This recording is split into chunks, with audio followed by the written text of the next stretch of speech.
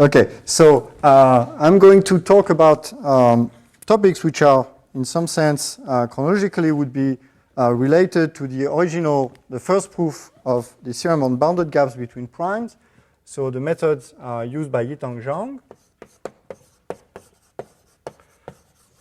So in comparison to the theorems that James is proving and stating in his lectures, so what Zhang just proved is that if you look at the gaps between consecutive primes, then the lim sup, actually the lim inf, I guess, or lim sup, whichever is the lim inf, yeah. This is finite, and of course, as many of you probably know, what his first quantitative version was that this lim inf is at most 70 million. Okay, so I will describe some of the basic ideas that go in the arguments that Zhang used. I will not try to really give a very detailed sketch of his actual proof because technically it's much harder than what James is describing and the results are much weaker than what we can do now.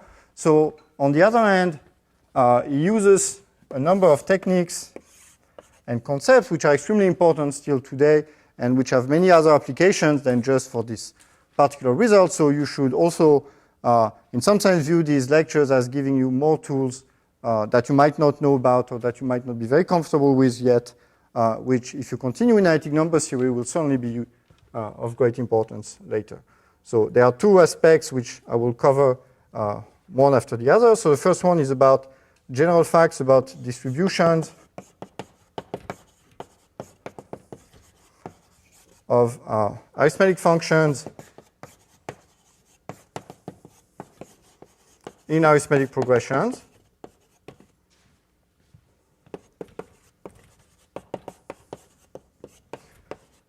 To what are called large moduli, which I will explain a bit more precisely what that means.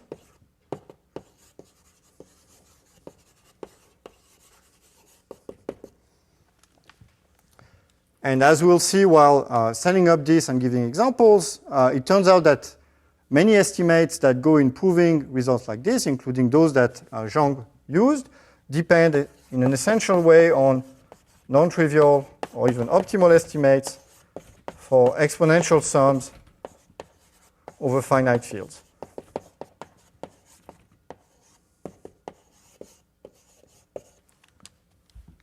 So in particular, the so-called Riemann hypothesis over finite field.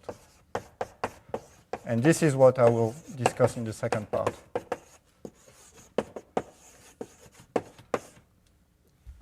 So basically, no cases of the Riemann hypothesis over finite field is needed nowadays to prove bounded gap, even in the much stronger form that is discussed by James. But on the other hand, certainly these estimates have many, many other applications, and they are basic to a lot of analytic number theory. So in any case, it's good to know about these techniques and about these results. Okay, so I'll start with the first part. And today will be more essentially a general discussion of these issues of distribution of arithmetic functions to large moduli and examples and motivation and statements of certain results that we'll talk about more next week. So general discussion.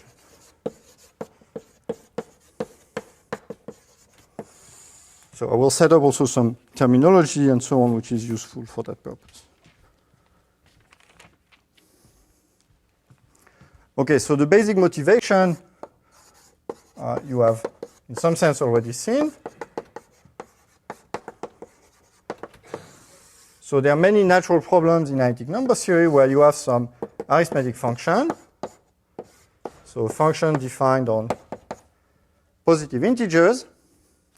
And you need to understand how it is distributed modulo some integers q, and where the crucial feature that makes the problem interesting and difficult is that you're looking at the values of the function up to a bound, but the modulus is also moving with the bound that goes to infinity.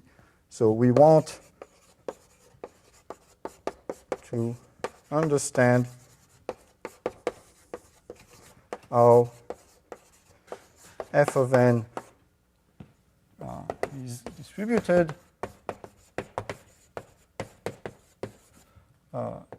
over residue classes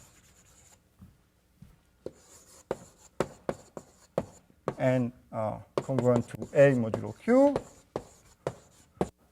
where, so the crucial problem is uniformity. So we have n, which is bounded by some quantity that will go to infinity. But Q is also, can be large as x goes to infinity.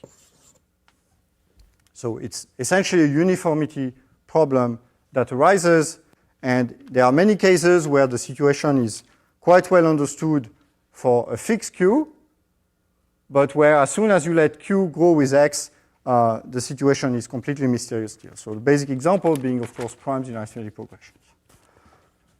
So let me give two examples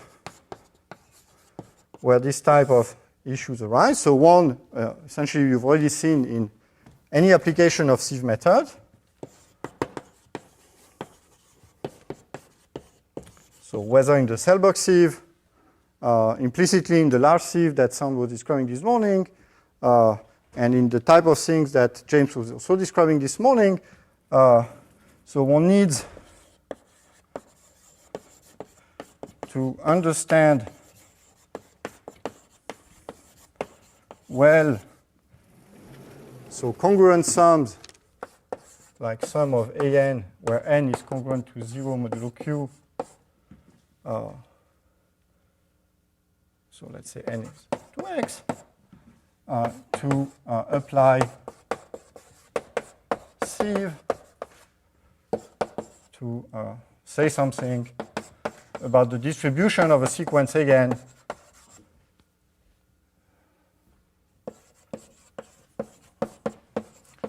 for n almost prime or prime almost prime.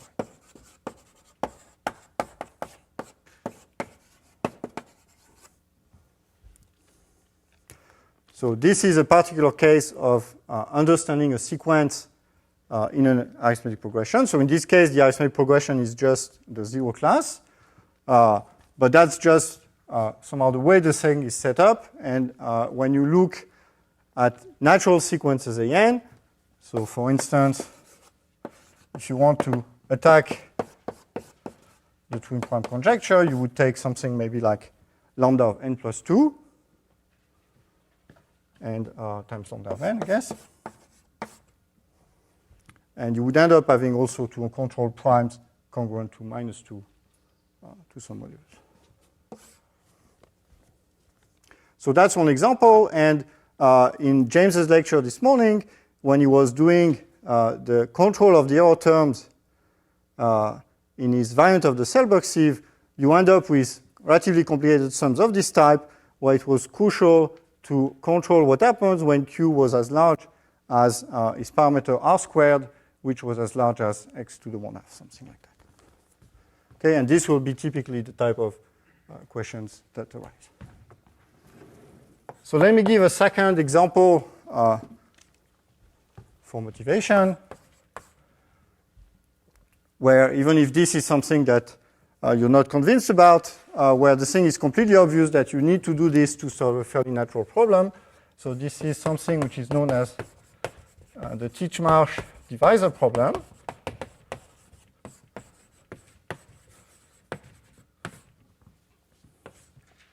And the question, which was started by Titchmarsh in the 1930s, is to try and understand the behavior asymptotically as x goes to infinity of the sum of the divisor function of p minus 1. So here I will use more generally as a notation tau sub k will be the k-fold divisor function .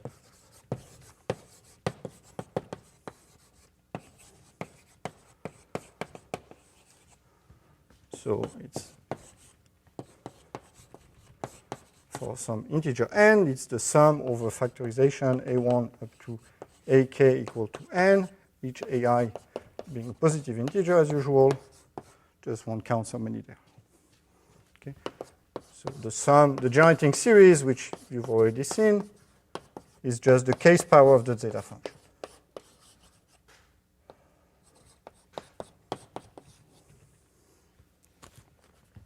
So now, let me say a few words why one might think that this is an interesting sum. So to me, this is a basic case where you try to understand the interaction of addition and multiplication. And there's a lot of analytic number theory that can be seen in this way. So of course, twin prime type conjectures are also about interaction of addition and multiplication.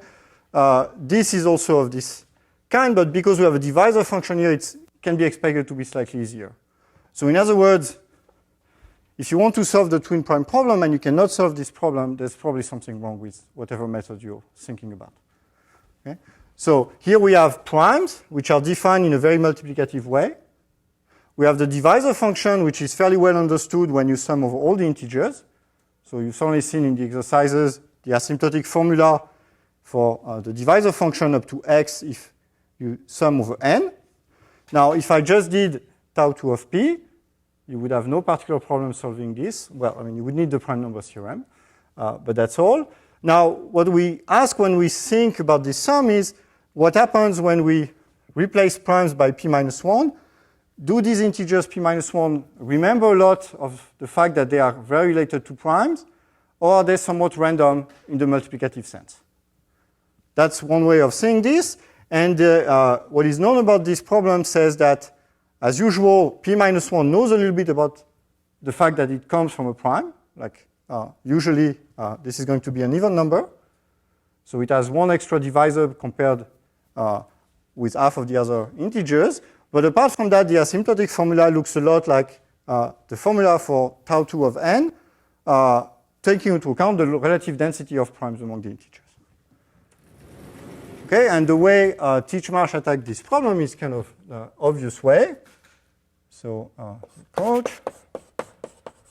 But it immediately leads to these issues about uniformity, which are the key to what I'm talking about. So you just write what is tau 2.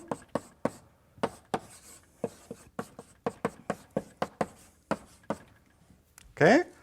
Now, there's just this extra trick, which is the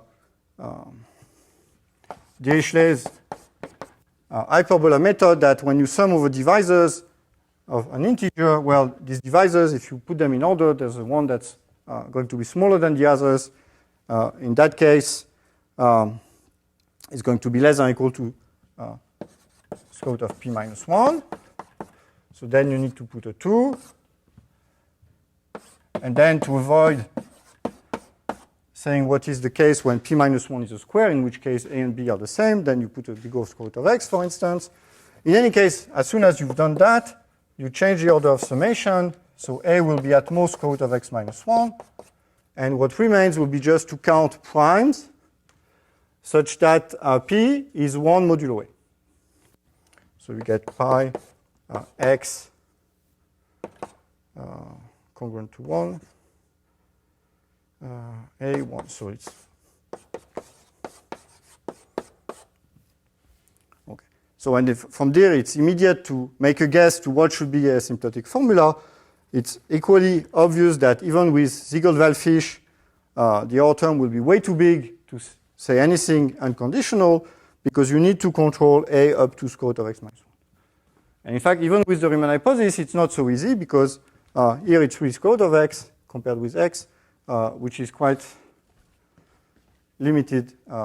It's a limit case of what the Riemann hypothesis can tell you. Okay, and indeed, it's in fact to solve this problem that Titchmarsh proved the Brun-Titchmarsh inequality, or the first version of it, because if you apply GRH, this will give you the right thing as long as A is not too close to square root of x, but there's still a range that is cannot be covered just by the Riemann hypothesis, but the Brun-Titchmarsh inequality gives you what you want. So that can be an exercise that you can solve.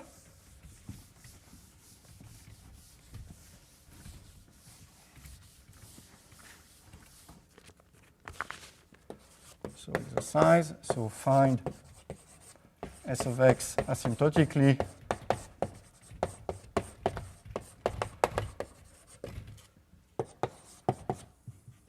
on GRH first. This part, so you will need to use the Brun-Titchmarsh inequality. And then find S of x asymptotically, unconditionally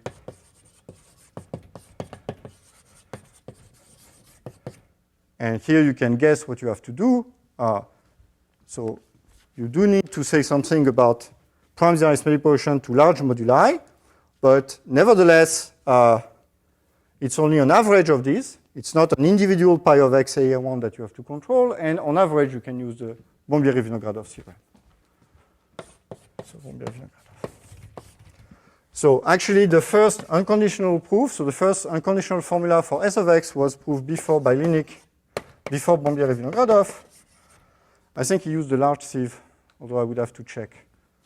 I mean, certainly Linick was the inventor of the large sieve.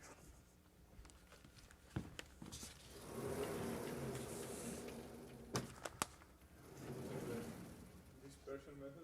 Yeah, he used the dispersion method, but that doesn't mean he didn't use the large sieve.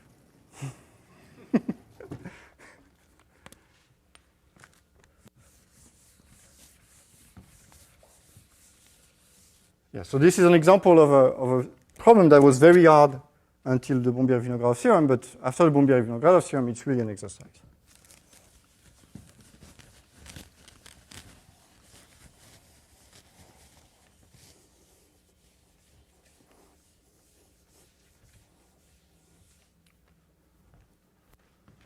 Okay, and this example maybe also shows that it's not only primes in arithmetic progression you might be interested with. So I summed over tau2 of p minus 1, but you could replace primes by other sets defined multiplicatively and try and do the same thing. So you could maybe take the smooth numbers or the friable numbers, and then what naturally would come up out of exactly the same argument is that you need to understand how these other types of multiplicatively defined integers are distributed in arithmetic progressions. Okay, so that's what we're going to do. So I first need to set up some terminology, just so that during this whole series of lecture, I can summarize various statements in a very concise way. So like in lots of analytic number theory, the terminology is not entirely fixed. I mean, it's not a very Bourbakist discipline. However, the concepts are usually clear in our minds, and even the definitions I'm going to make, I will switch with them a little bit. I will use variants every once in a while, but at least to be clear what is meant by having a few definitions to begin with. So we're going to look at arithmetic functions, complex valued, and to say something and to be able to calibrate the answer, we need some conditions on f that basically says that it's not too big and it's not too sparse. So not too big, let's say, is measured by saying it's some power of log. And because many arithmetic functions of interest have arithmetic fluctuations, let's say we put some divisor function in front.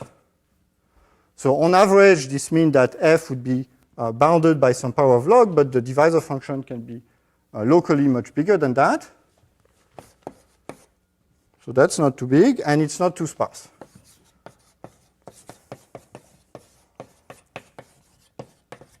Okay, because as in the Bombieri-Vinogradov theorem, I will want to write right-hand sides which have like x over log x to some power. But if the sum of f of n, let's say, is log x over all integers up to x, this is not telling you anything. So that's somehow just cosmetic, but it's useful to keep in mind. So let's say that the absolute value of f over n up to x is roughly of size x to some other power of log x. And one could deal with versions which are more sparse, but at least that's a way to make things clear.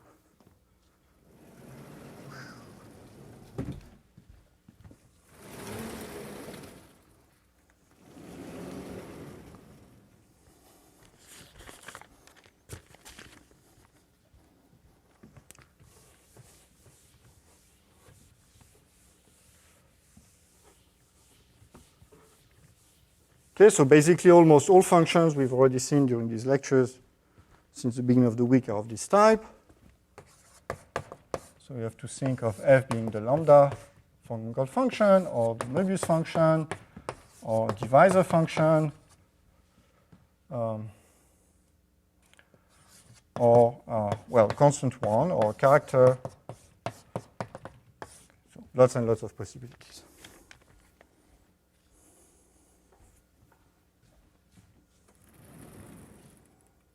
Okay. Now, we are going to study, so partly just for convenience and partly because in many applications this is what comes out naturally, we're not going to look at all residue classes modulo Q, but only the ones which are invertible modulo Q. So for every modulus Q and for every such residue class, we define, so delta F x QA to be, well, the type of quantity that comes up in the Bombier-Riemann-Gradov theorem, but with F replacing the Möbius function. So it will be something like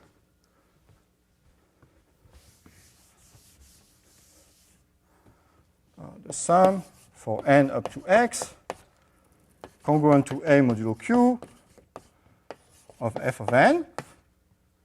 And we want to compare it with its average value, which is just, because we only consider primitive classes, 1 over phi of q, then the sum of f of n up to x. And because we're only using, again, primitive classes, we just sum over integers coprime with q. Okay. So often this restriction here has no particular importance in the asymptotic formula, but that's only the one that's the most natural. Okay, so in comparison to what Sound was writing this morning, note that here, because I don't know what is the asymptotic formula for the sum of f of n, it's really more natural to write the average this way on the right-hand side.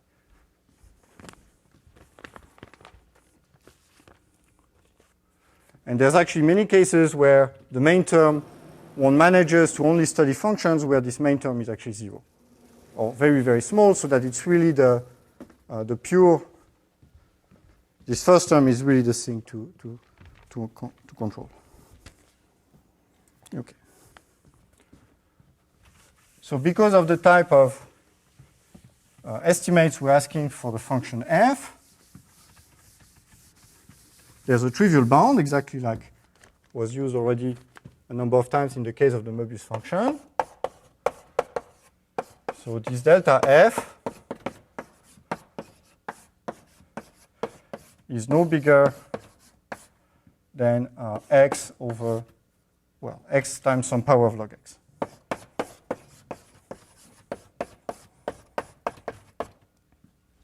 Okay.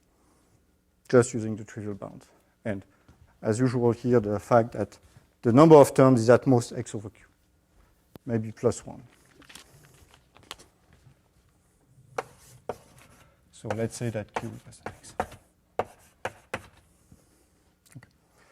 And exactly like in the Bombier-Riemann-Gradov theorem, the statements and the definitions I'm going to make will be of the type asking that these discrepancies are maybe individually, maybe on average, x over phi of q times an arbitrary large power of log x. So we gained an arbitrary large power of log x compared to the trivial bound.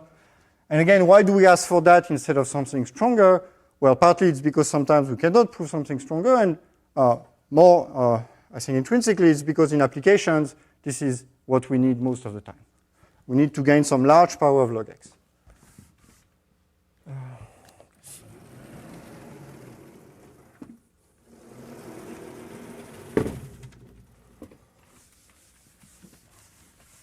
Okay, and the definitions I'm going to write down now are tailored to speaking of situations where we try to get non-trivial estimates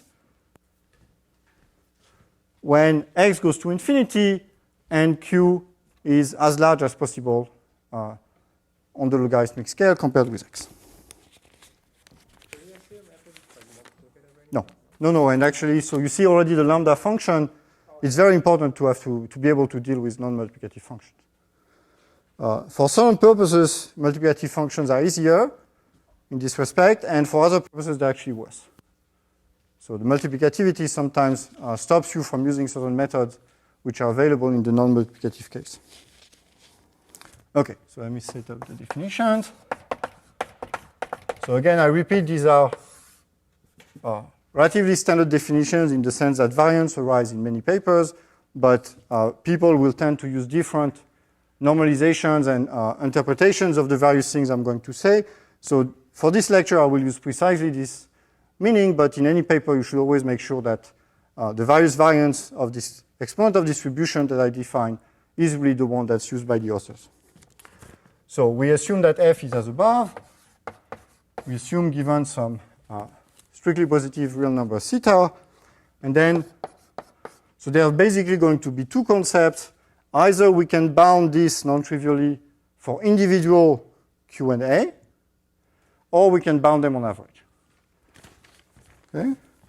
So we'll say that this theta is an exponent of distribution, or a strong exponent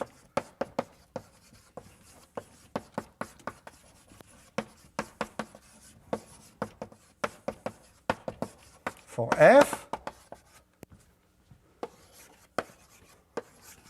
if, so as I said, we can improve this trivial bound individually by an arbitrary power of log x. So to be precise, and this must be true for every modulus q up to x to the power theta minus an arbitrary small constant. So for every positive epsilon, for every positive a, for every modulus q less than x to the theta minus epsilon, for every residue class, modulo q, so it's uniform over all primitive residue classes, this delta f xqa is at most up to a constant 1 over phi of q x over log x to the power a. Okay? So it's the trivial bound, but we gain an arbitrary large power of log x. And the implied constant will depend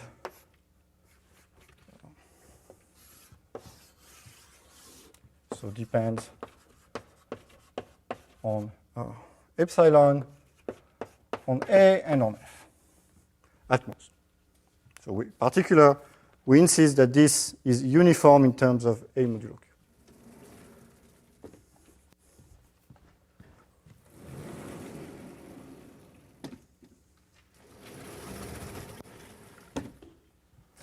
So this is the type of statement that, for instance, when f is the von Mongol function, would be given by the Riemann hypothesis with theta equals 1/2, and is hypothesized by Montgomery to hold for theta up to 1.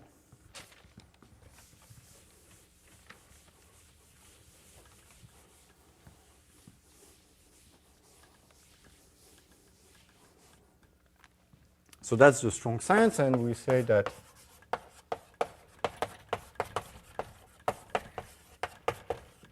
so we'll just say it's an exponent of distribution.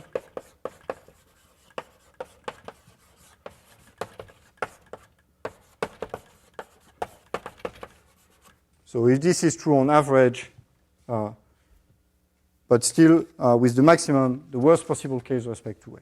So for every positive epsilon, for every positive A, if you look at the sum for moduli up to q to the power theta minus epsilon, then the maximum of the absolute value of the discrepancy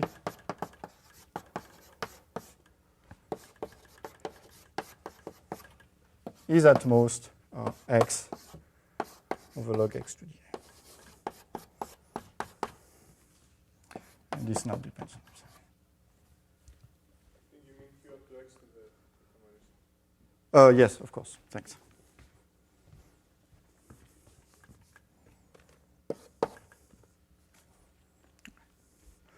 Okay, and this is literally, in the case of the von Mongol function, well, it's not quite literally, it's a little bit weaker than what the Bombieri-Vinogradov theorem as stated by Sound proves. So Sound has something more precise, where instead of just x to the 1/2 minus epsilon, you have x to the 1/2 divided by a power of log, where the power depends on the a that you want. And for most applications, this is irrelevant that this is a little bit weaker.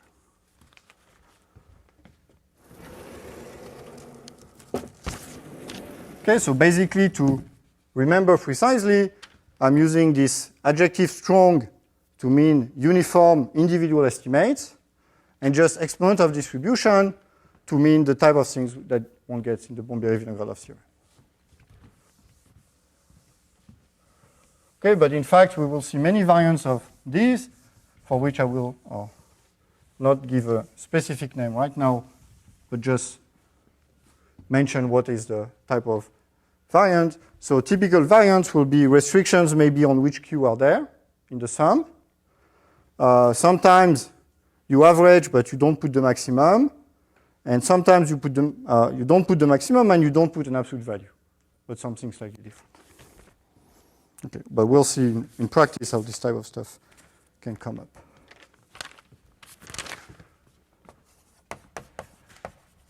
Okay, so mostly for the remainder of this lecture, what I'm going to do is to give examples of things like that.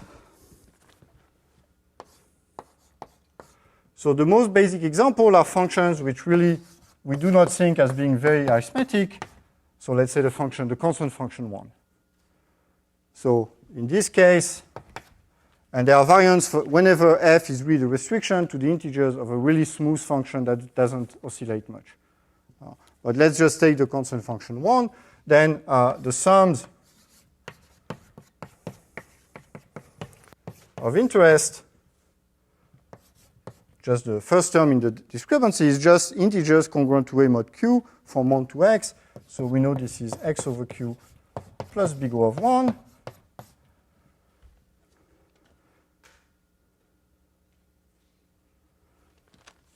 And so you get, in this manner, okay, by doing the same thing with n congruent, without congruence condition, but a coprime with q, you will get q over phi,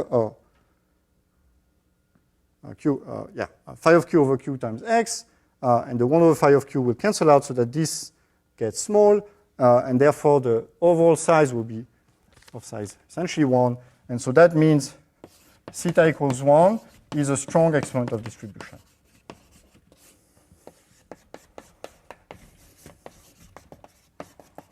So it's to some extent a triviality, but it is essential to any application of Sieve, or to many applications of Sieve, because still this is how very often you end up computing the congruent sums ultimately for certain parts of the Sieve arguments. So in the type of things that in Godson-Pin-Theorem method, as James was describing, the second sum, the one where there's no primes, is estimated ultimately with this type of facts.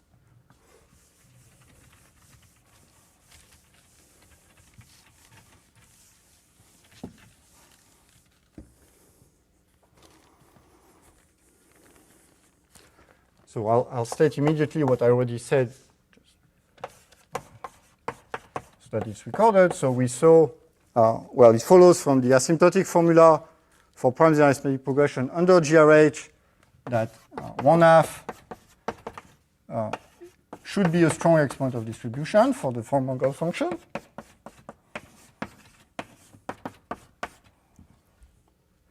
And it follows exactly from Bombier-Vinogradov that theta is 1/2 is an exponent of distribution.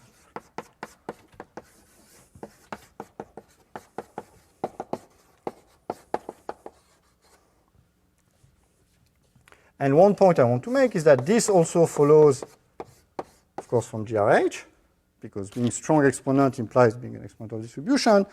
But it's worth pointing out that as far as we know, GRH does not buy you anything else. So if you assume GRH and you want to go beyond 1/2, at the moment, nobody knows how to do that.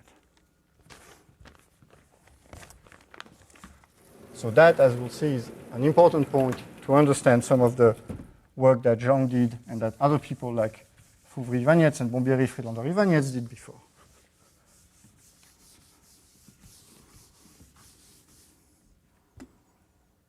Okay. So I'll write this as a note. So if one wants to go beyond theta equals 1/2, so recall that, say, the Elliott-Halberstam conjecture would be exactly saying that this average version, so the exponent of distribution should be 1. Montgomery's conjecture would even go further and ask that 1 is a strong exponent of distribution. But if you just ask that you assume only GRH, we don't know how to prove anything in this direction GRH does not seem to help. Okay, or let's say has not helped up to now.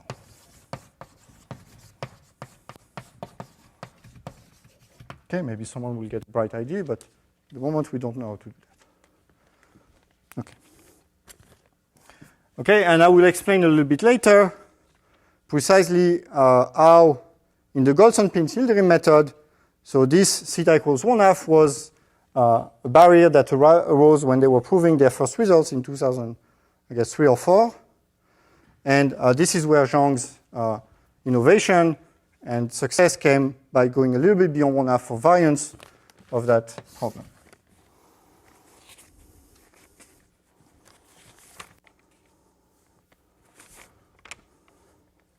Okay, let me say a few other examples. So one which will be just kind of a fun thing that I won't talk about later, but just to show that this has been studied for many functions because of applications. So if you consider S2 of n, the slightly weird function that's the sum of digits of n in base 2,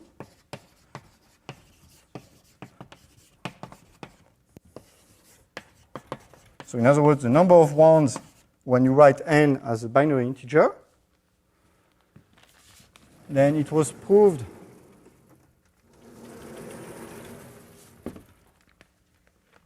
by Fouvry and moduli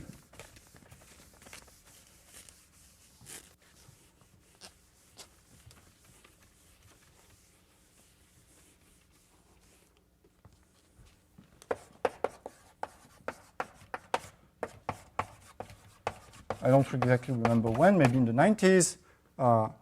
So they proved that, okay, and actually I don't remember if they went, I think they went beyond 1/2. So that some theta larger than 1/2 is an exponent of distribution for f. And this type of thing is crucial in the proof by Moduli and Riva, much more recently, I guess about 5 or 6 years ago, that if you look at the distribution of S2 of n for n a prime, this is well distributed. So if you take a prime number, it has about as much chances to have an odd as an even number of ones in its binary expansion. So S2 of p is, so I should say -1 to the power S2 of p, so it's the parity of the number of primes, the number of digits, S2 of p is well balanced. So about approximately 50% of ones, 50% of -1. So this was a problem by Gelfond from, I don't know exactly when.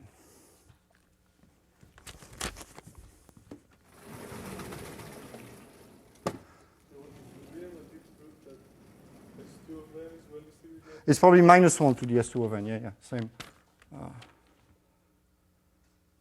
For f equals -1.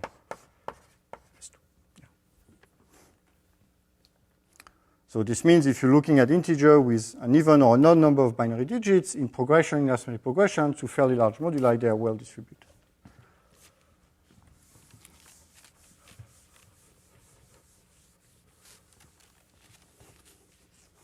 Okay, so this is an example just to show that some relatively maybe weird functions have been studied from this point of view and that one can say things even about such cases. Now, the next example is much more important, both from the theoretical point of view and very practically it was very important in Zhang's argument. It's the case of divisor functions. So let k be an integer at least 2, and let's consider the function f, which is the case divisor function. So there are many reasons why it's important in many cases to study properties of tau k, even if one is primarily interested in prime numbers. So for instance, like in the case of the Titchmarsh divisor problem, it's fairly clear that if you cannot solve the Titchmarsh divisor problem, you have little chances to really solve the twin prime conjecture, at least by any kind of means that look reasonable. And so many problems about primes have been and are first studied by looking at what happens when you replace the von Mangoldt function or something like that by a divisor function. There are other reasons, which we'll see next week. It turns out that there are combinatorial type transformation formulas which start from the von Mangoldt function and replace it as a combination of functions which look very much like divisor functions with k at least 2. And this means that very often you can use results for the tau k function, provided they are robust enough, you can really import them in a very efficient manner to study the primes. So in the case of Zhang, for instance, there's a basic result about the ternary divisor function that is an essential part of his ideas, of the method that he uses. And this is a result that I'm going to mention a bit later due to Friedlander and Ivanets. Okay, so what do we know in that case? So there's an elementary argument which I'll go through in the case of k equal 2 and tell you what happens for general k, which does not give two extremely strong results, but is already suggestive of certain things, so it's useful to go through it. So let me take k equals 2 and just start from the definition of the discrepancy function.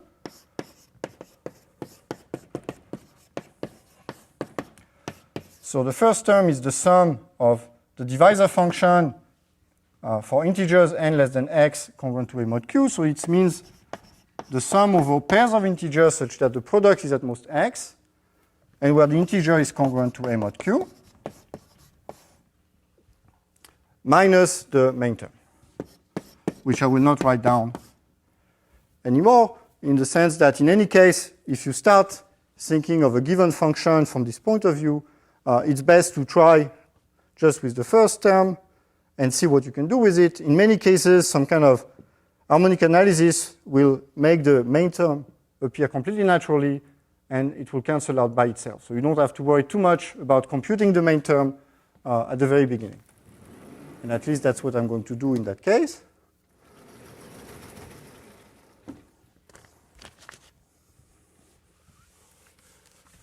Okay, so it's similar to just the asymptotic formula for tau 2 of n in an interval, except that there's a congruence condition.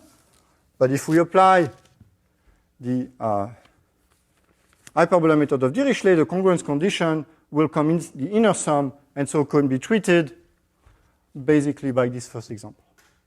So it's some kind, in fact, of induction principle which applies to any divisor function. So let's write this as essentially twice the sum over m less than square root of x. Again, I will ignore, except for writing it once, the contribution of squares. Then the sum over n less than x over m. Okay, but now something happens, which is of course obvious, but is also in the later analysis very important. I want to write this as a congruence on n, but I started with an m on the left-hand side, so I have to multiply by the inverse of m modulo q. 1, so it's a standard notation. If n is coprime, maybe I should give it another name, if alpha is coprime to some modulus q, we just write alpha bar for the inverse modulo q of alpha. So it's not an integer, it's the class in the group of invertible elements modulo q of inverse of alpha. So it's the type of notation that drives algebraists insane, because we write alpha bar usually without saying at all what is q. And of course, this depends on q. And also, there's a perfectly fine notation for the inverse of something. It's either 1 over something or x to the power minus 1. And the bar is usually used for something else, but still. Okay, you will see it's very convenient because in various exponential sums, this gives us something that's typographically a little bit nicer.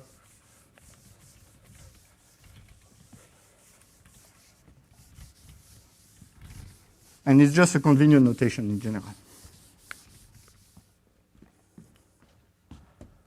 Okay, so in this elementary approach, the fact that we have this m bar plays absolutely no role whatsoever because we're going to estimate this inner sum in any case using this first trivial example. So whatever is the residue class actually plays no role whatsoever.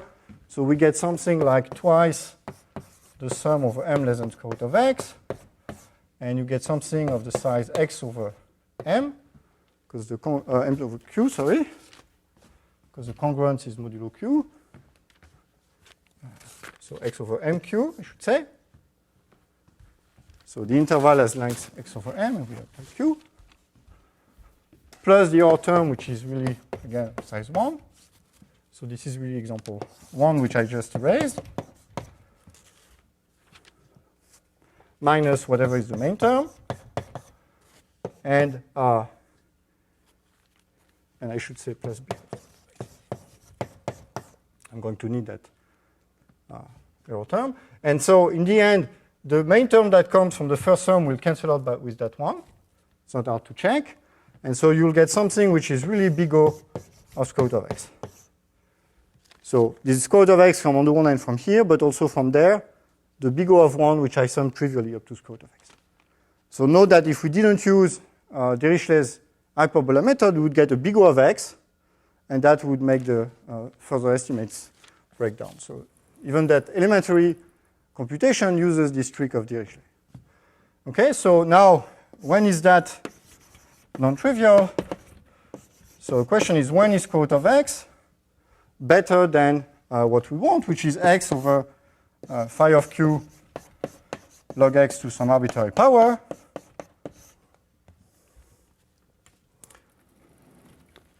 Well, that means basically that phi of q is less than square root of x, just a tiny bit less than square root of x, so it means essentially that q is less than square root of x. Yeah.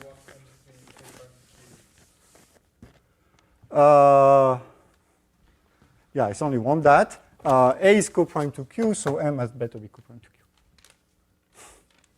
Yeah, I didn't say it, but A is always coprime to q for me.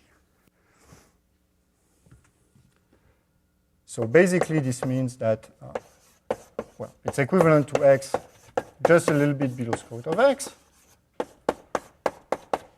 So this is only okay up to 1/2. So we deduce that for the divisor function, 1/2 is a strong exponential distribution.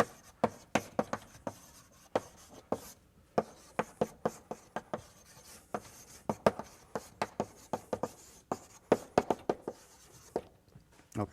So that was elementary, and it's relatively good in the sense that we have to work much harder to get the same exponent for the von Mongol function. In fact, so much harder that we don't know how to do it. This would be the Riemann hypothesis for the von Mongol function. But if we try to do this for higher divisor function, then it starts becoming not so good. So exercise is to use same method, some kind of induction in some sense. And you will see that for tau k, then you get that theta is 1 over k is an exponential distribution, a strong one.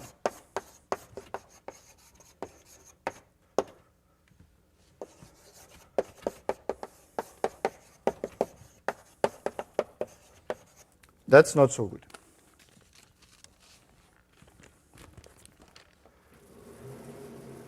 Okay, again, as we'll see next week, when you apply this bilinear form or multilinear form decomposition arguments to the von Mongol function to somehow go from von Mongol to things that look like divisor function, you typically need something much better than that. So in Zhang's work, the essential case is tau 3. And it needs to go beyond 1/2. Okay, and for tau 3, the trivial bound is 1/3.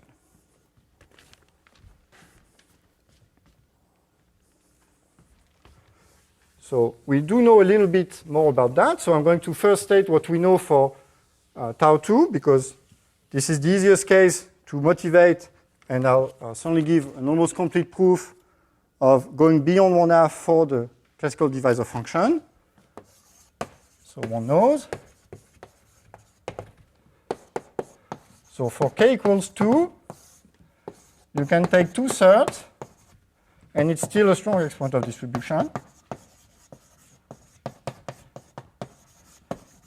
So I think this is probably historically the first case for a function that really has some arithmetic content, like not like a constant function, that one went beyond the 1/2, in particular beyond the type of techniques that go into the Bombieri-Vinogradov theorem, even if that's not really what is used to prove this. So this was apparently observed or proved independently by Linig, Selberg, and Uli independently in the 60s. None of whom actually published anything about that, which is a bit strange. But you will see, in some sense, it's probably because it follows in almost a few lines from things which they all knew and which are in some sense much harder to prove. So I guess not having proved the first thing themselves, it comes from some other person, none of them saw the purpose of writing a note to explain that. Anyway, so that's, I think, maybe one of the most important theorems in the history of mathematics that was proved by so many people and written down by none of them. Okay, and the second case I want to highlight is k equals 3. So for k equals 3, we get 1/3. I think Linig had an argument which goes to 1/2. And I'm not quite sure how it went, but I'll try and check that by next time, maybe. But in any case, in applications like in Zhang's work, I will at least try to explain why this is not 1/2, which is good. You need to go beyond 1/2. And this was actually done in 1983. So Friedlander and Iwaniec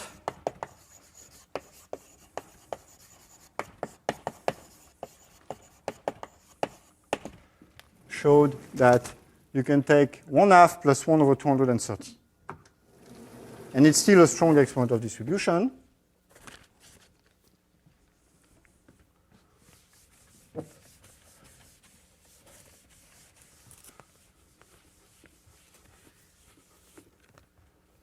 So theta is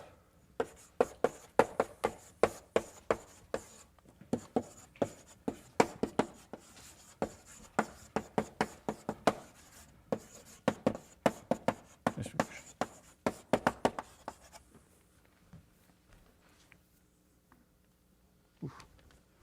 Okay, just to be complete, this has been improved by East Brown a few years later, maybe 84 and 85, to theta is 1/2 plus 1/46.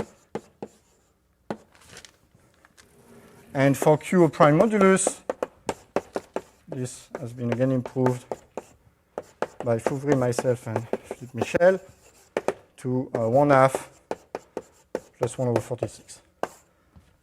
So I'm mentioning this last one because we'll see that some of the techniques that streamline the arguments of Eastbound and Friedlander-Iwaniec are actually relevant to.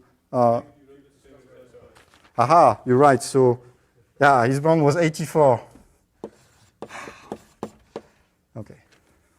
Sorry. Anyway, so part of the point of that third paper was to have a proof that's rather streamlined and that you can understand what's going on, which I think for common mortals is certainly not the case for the Friedlander-Iwaniec paper and barely the case for the Eastbound paper. And because we could understand it, then it turns out to be useful to some of the results of Zhang or the improvements to the results of Zhang that I'm now going to mention.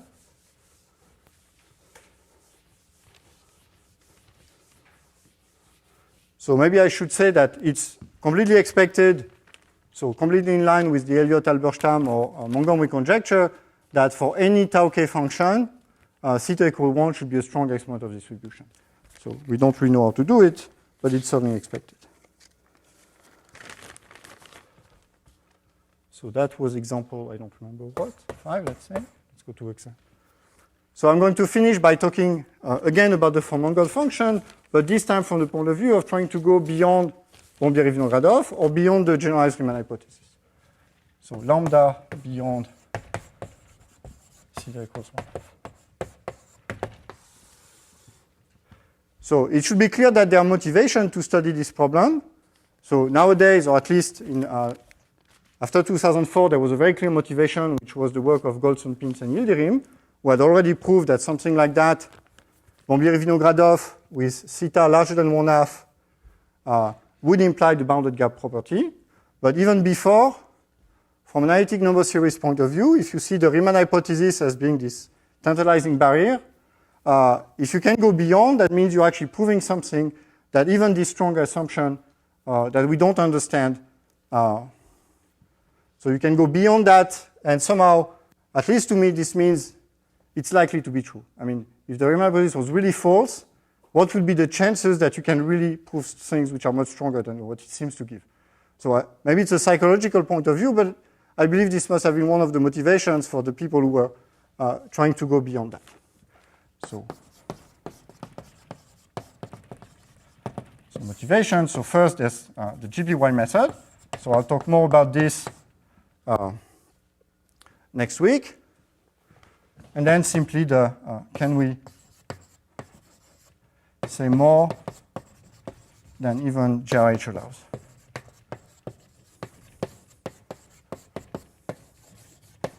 Okay, and there are some concrete applications which are not as spectacular as bounded gaps, but which certainly exist when you have more than theta equals 1.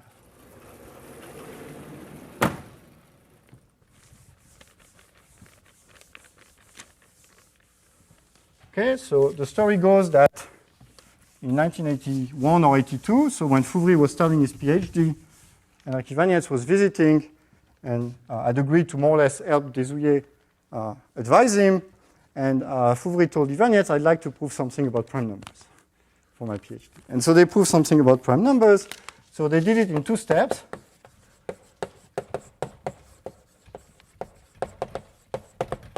So in 1980, they proved the first statement of distribution beyond theta equals 1/2 for a function that looks like the Formangal function. Not quite the Formangal function first, but something that looks like it. So they proved a statement with theta equals 1/2 plus 1/42, but not for the Formangal function, for the characteristic function of integers which have no small prime factors. So almost primes, where the almost prime is measured by saying that all prime divisors are of size at least n to the power 1/883 in their first version. I mean, of course, this constant has no meaning, but the fact that they could do it was a breakthrough. So for f, the characteristic function of n such that p divides n implies p at least n to the 1/. Okay.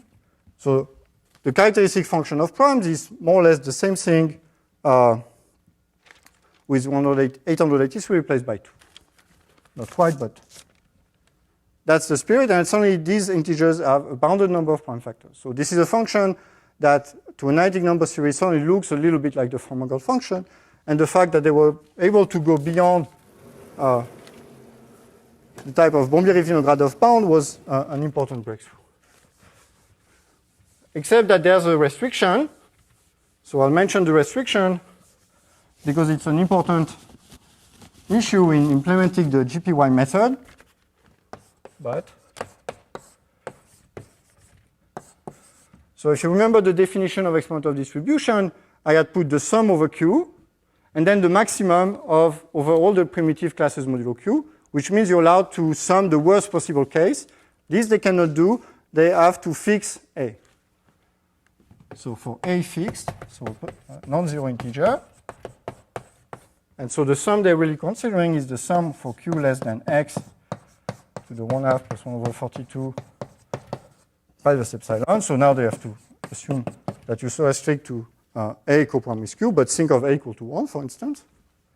And then the delta F X QA. Okay. Now this was in 1980. So around that time there were 2 developments which were important. One was the Eastbourne identity that will be talked about next week, which gave much better combinatorial understanding of what went on in this type of argument that they were making. And the second one was arguments of Desouillet and Ivanets about sums of Kloosterman sums. So I haven't spoken yet of Kloosterman sums. That'll be important next week. And the point was that with these two, they were able to take the four-Markov function. So in 1983, so they could take 9/17, which is quite a good way beyond 1/2. So I guess it's 1/2 plus 1/34.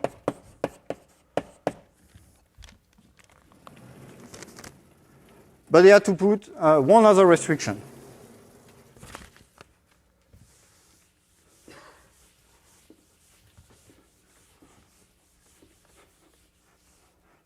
Okay, so this is now for f equals lambda, but so A was again fixed. And you could not quite put an absolute value. So you had to have something like sum over q less than x to the 9/17 minus epsilon. And then some coefficient gamma of q times the delta xqa, where this gamma of q are what Ivanets had defined and called well-factorable functions, which you should think of something like characteristic function of sufficiently variable numbers. So the type of thing that also comes up in Zhang's argument. So it's not very important at the moment, at least, to know what this means. But yeah, think of it as characteristic function of sufficiently variable numbers. Okay, so we lose the absolute value, and A is fixed. So for the GPY method, this actually is not a problem. This was observed by Motohashi and Pins not too long after Golson and Pins and Yildirim had published their work. But the fact that A is fixed is absolutely critical. If you look back at the argument of James, you can see it. When he was estimating the order terms, the residue class was not fixed. It was varying, let's say, among all the roots of the product of the x minus hi modulo q, where the hi are the parameters of the tuple. So there are not so many of these roots, but there's only enough that you cannot apply a result that's only valid for fixed. Okay, so now I'll finish by stating the equidistribution theorem of Zhang in the strongest known version. So where the most important contribution is to remove this assumption that A is fixed. So here's the theorem. So the version I state is the version that came out of this Polymath 8 project, which is slightly better and slightly more streamlined again.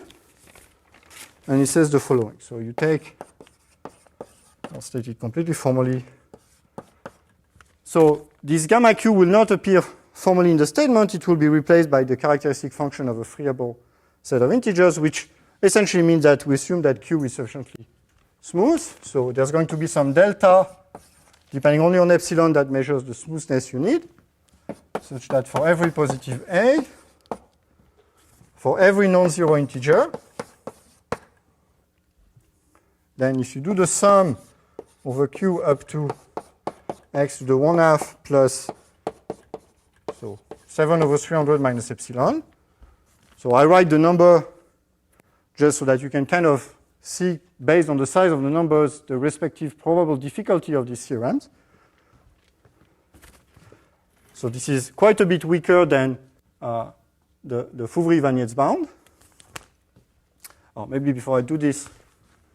So in 1986, so the same result was proved with 4/7 by Bombieri, Friedlander, and Ivanets. This is the best known estimate known at the moment. So best is written down.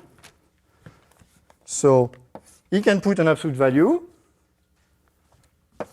And so it's psi x qa minus psi of x over phi of q.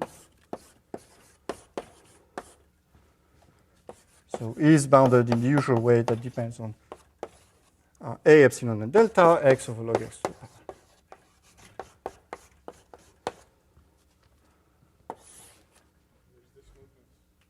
power. Smooth is here, yeah, sorry. So Q, in fact, has to be square free, and Q is x delta smooth. So all these prime factors are less than or equal to x to the power delta. Okay. So there's no maximum, so it's not even an exponent of distribution in the sense I gave in the first definition, but it's uniform for every a. So the implied constant does not depend on the class small a. And here, as Dimitris pointed out earlier, we sum over a, q such that a is coprime with a. Okay, and in the argument of Goldstone-Pin-Sildirim, this is applied to a number of a modulo q, which is growing like a divisor function again. So on average, the number of bad a's is growing at most like a power of log. And because the estimate is uniform for such things and we can get an arbitrary power of log, this means it's no problem to put in the GPY method. The original one, which required to go beyond 1/2. So next week, I will first sketch quite completely the proof of this Linnik-Selberg-Woolley 2/3 for the divisor function, because already some of the very important key aspects of all these techniques come up. I'll say more about the main ideas in going there, in particular to explain to you why the smoothness helps, and how one gets this uniformity in A, which is crucial.